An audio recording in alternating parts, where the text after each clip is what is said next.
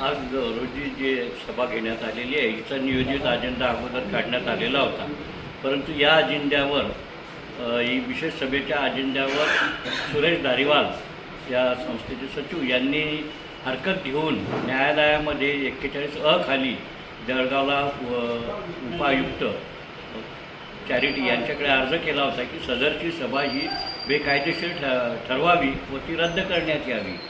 माननीय अध्यक्ष जगन्नाथ दयाराम लोखंडे यांना कुठलाही असं मिटिंग घेण्याचा अधिकार नाही, परंतु न्यायालयासमोर ज्या अनेक गोष्टींवर चर्चा झाली आणि युक्तिवाद झाले त्यामध्ये त्यांनी सुरेश धारीवाल यांचा जो अर्ज होता तो फेटाळण्यात आला आणि सभा घेण्याचा कायदेशीर अधिकार हा अध्यक्षांना आहे हे त्यांनी असा निकाल दिला.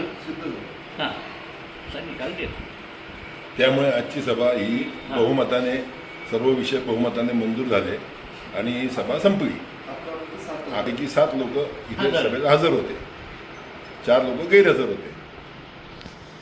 तरी आजच्या सभेमध्ये सर्व विषय बहुमताने मंजूर करून सभा संपवण्यात आली. अध्यक्षांनी सर्वांचे आभार मानले.